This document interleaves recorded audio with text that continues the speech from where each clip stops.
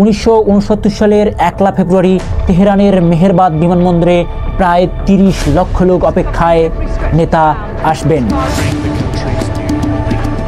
প্রায় 14 বছর নির্বাসিত জীবন শেষে রুহুল্লাহ খোমেনি পা দিলেন মাতৃভূমিতে বিপ্লবী জনতার বিজয় উল্লাস।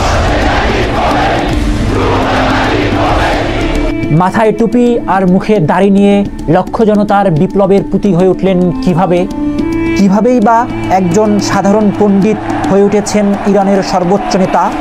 আজকের দিনের সিরিয়ায় বাশার আল আসাদের পতন, ফিলিস্তিনে হামাস যুদ্ধ, মধ্যপ্রাচ্যে রাজনীতির ধারা পরিবর্তন থেকে শুরু করে আমেরিকায় মধ্যপ্রাচ্যভিত্তিক পররাষ্ট্রনীতি পরিবর্তনে যিনি পরোক্ষ ভূমিকা রেখেছেন, আজকের এই ভিডিওতে জানবো তাকে নিয়েই, দ্য রেভলিউশনারি খোমেনি।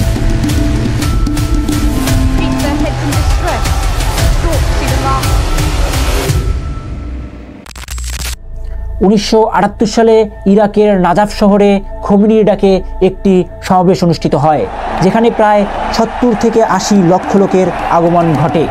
কিন্তু কেন এত লক্ষ লোকের আগমন? বুঝতে হলে যেতে হবে ঘটনার আরও গভীরে। সভ্যতার ইতিহাসের তীর্থভূমি পারস্য, যা বর্তমান ইরান। এই ইরানের খোমেন শহরে 1902 সালে একটি সাধারণ ধর্মীয় পরিবারে জন্ম নেয় রুহুল্লাহ মুহাম্মদ থেকে ইরানের সর্বোচ্চ নেতা আয়াতুল্লাহ রুহুল্লাহ খোমেনি হওয়ার জার্নি মোটেও সহজ ছিল না। জন্মের মাত্র 5 মাসের মাথায় বাবাকে হারান। মায়ের কাছ থেকেই বেড়ে উঠতে শুরু করে রুহুল্লাহ। 8-10টা সাধারণ ছেলের মতোই মক্তব থেকে ধর্মীয় শিক্ষা গ্রহণ করে রুহুল্লাহ মুহাম্মদ। 1930 সালে মাধ্যমিক, উচ্চ মাধ্যমিক, ফিকা, তাফসির ও দর্শন শাস্ত্রের উপর পড়ালেখা শেষ করে পরিচিতি লাভ করেন একজন মুফতি হিসাবে। 40-এর দশকে রুহুল্লাহ শিক্ষকতার পাশাপাশি লিখতে শুরু করেন শাহ শাসনের বিরুদ্ধে। তখন চলছে ইতিহাসের কালো অধ্যায়, দ্বিতীয় বিশ্বযুদ্ধ শেষে ইরানের ক্ষমতায় আসেন আমেরিকান মদতপুষ্ট পুতুল সরকার রেজা শাহ পাহলেভির পুত্র রেজা শাহ ক্ষমতায় আসার পর ইরানের সংস্কৃতির বিরুদ্ধে যুদ্ধ ঘোষণা করে। ইরানে অবাধে প্রবেশ করে পশ্চিমা সংস্কৃতি। রাস্তায় রাস্তায় গড়ে ওঠে মদের বার, ধর্মীয় পোশাকের উপর দেওয়া হয় নিষেধাজ্ঞা।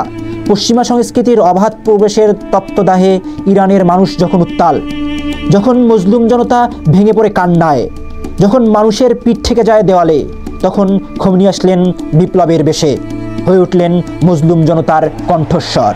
যেন প্রচণ্ড প্রতাপের সাথে চলতে থাকা শাহ শাসনের বিরুদ্ধে চ্যালেঞ্জ ছুড়লেন খোমেনি।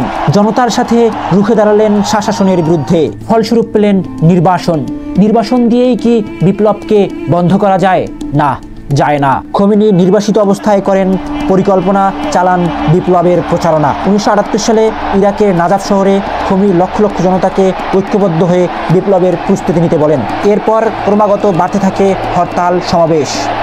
জাল স্কোয়ারের গণবিক্ষোভে শত শত জনতার রক্তের উপর বসে থাকা রেজা শাহ সরকার তীব্র থেকে তীব্র আন্দোলনের মাথায় 1969 সালে দেশ ত্যাগে বাধ্য হন।